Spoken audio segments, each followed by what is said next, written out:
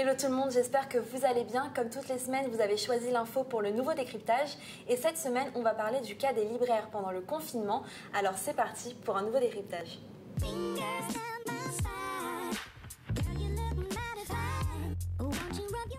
Comme vous l'avez compris, depuis le 29 octobre, la France est à nouveau confinée. Un confinement qui se dit plus léger qu'au printemps dernier, mais qui reste aussi compliqué pour les commerçants. Compliqué parce que s'ils sont considérés comme non essentiels, certains commerces sont obligés de fermer. Qui dit commerce non essentiel dit salon de coiffure, bar, restaurant, mais aussi les librairies. C'est pourquoi, depuis le 30 octobre dernier, vous ne pouvez plus vous rendre dans votre librairie préférée comme vous le faites habituellement. Mais il reste un problème supplémentaire, le maintien des rayons non essentiels dans les grandes surfaces.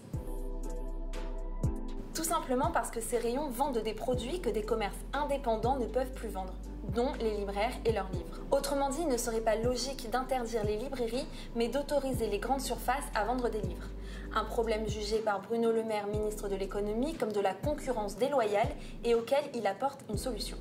Le fonds de solidarité va être porté jusqu'à 10 000 € mensuels pour toutes les entreprises de moins de 50 salariés fermées administrativement.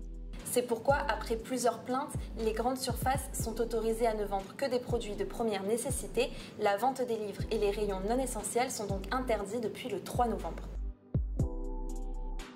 Il reste toujours le problème initial. Si les grandes surfaces ne peuvent plus vendre de livres, les librairies, elles, n'ont toujours pas réouvertes. Et sur les réseaux sociaux, c'est un déferlement. Des dessinateurs, auteurs ou même de simples internautes se sont mobilisés pour protester contre cette fermeture, notamment sur Twitter et Instagram. Pour certains, cette fermeture temporaire est considérée comme un cadeau à Amazon et au commerce en ligne. Jean Castex, Premier ministre, et Anne Hidalgo, maire de Paris, ont d'ailleurs appelé à son boycott. En effet, le géant américain représenterait une menace pour les libraires. Et François Brunel partage cet avis. Avec le syndicat des librairies françaises, le critique littéraire a lancé une pétition exigeant la réouverture des librairies. Action soutenue par plus de 199 000 signataires.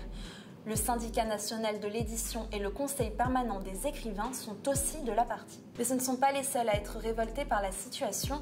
Plusieurs maires ont eux aussi demandé la réouverture des librairies. Autrement dit, une résistance s'organise au nom de la lutte contre les inégalités. Nous ne le savons pas, ou du moins pas encore. Bruno Le Maire doit prendre la parole cette semaine pour faire un point sur la situation. En attendant, les libraires ont décidé de ne pas se laisser abattre et de s'organiser. Donc si vous souhaitez lire le dernier roman de votre auteur préféré, vous pouvez passer commande sur le site de votre librairie ou avec l'option Click and Collect. Sinon, la plateforme nationale librairieindépendante.com a été mise en place pour soutenir les libraires.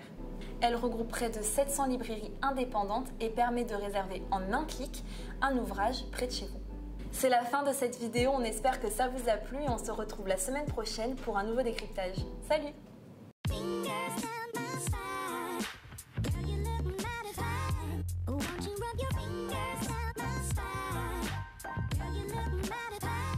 Won't you